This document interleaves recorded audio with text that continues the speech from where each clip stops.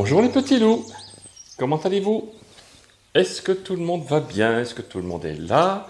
Est-ce que tout le monde est prêt à écouter la suite de cette passionnante histoire? Je crois que oui.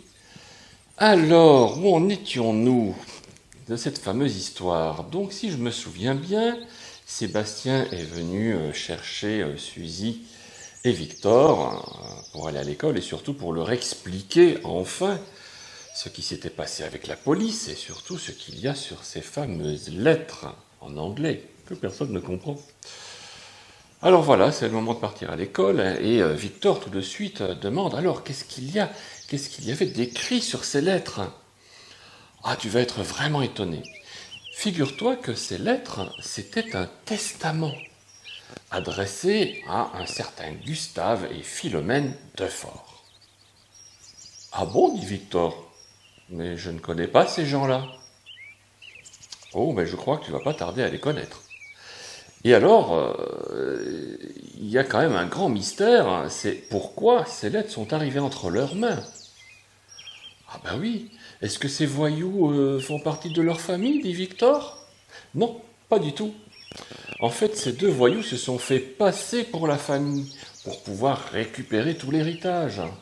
Parce que dans l'héritage, d'après ce qu'ils ont vu au poste de police, il y avait quand même une maison en jeu. Donc ça veut dire que les héritiers, qui sont donc bénéficiaires de ce testament, vont avoir une maison. Alors évidemment, les voleurs, ils avaient envie d'avoir une maison pour rien, hein, c'est normal. Ils se sont fait passer pour Gustave et Philomène Defort. Ah bon, dit Victor, c'est fou ça. Oui, moi je ne connais pas de Gustave, non je ne connais pas. Je vois pas qui c'est. Mais comment est-ce que les voleurs savaient que j'avais ces lettres? Ça c'est incroyable. Eh bien oui, ben là on a découvert des choses aussi. À la police, il y a un des voyous qui a avoué qu'ils étaient en fuite, ils venaient de voler des pièces de collection à un brave collectionneur.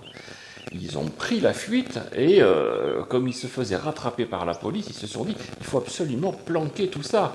Ils avaient tout mis dans une boîte métallique et ils se sont réfugiés dans la première maison qu'ils ont trouvée. C'était votre maison justement. Ils sont rentrés sous le vide sanitaire et sont allés planquer dans une boîte métallique les fameuses lettres et aussi les pièces de monnaie.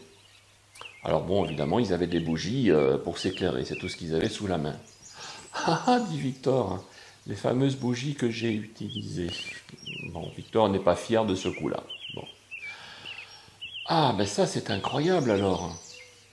Mais comment est-ce qu'ils ont su quand même que c'était moi qui avais ces lettres? Elles auraient pu disparaître comme ça. Eh bien non, justement. Quand les voleurs sont revenus quelques jours plus tard pour récupérer leur boîte, ils ont vu qu'elle avait disparu. Et ils ont compris que quelqu'un de la famille, de votre famille, avait trouvé la boîte.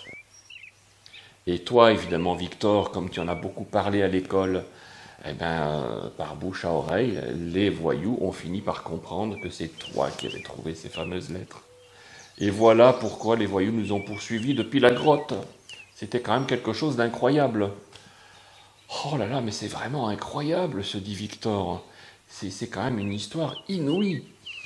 Bon, c'est pas tout ça, dit Sébastien, mais il va quand même falloir aller en cours, là, on n'est pas très loin de l'école. Si vous voulez, je vous retrouverai un petit peu plus tard. D'accord, dit Victor. Allez, Suzy, on y va, on marche un peu plus vite parce qu'on a perdu du temps, là. Alors voilà, Victor et Suzy vont à l'école. Bon, Victor, vous l'imaginez, était éreinté, fatigué parce qu'il n'avait pas dormi depuis plus de 24 heures. Là, il faut le comprendre.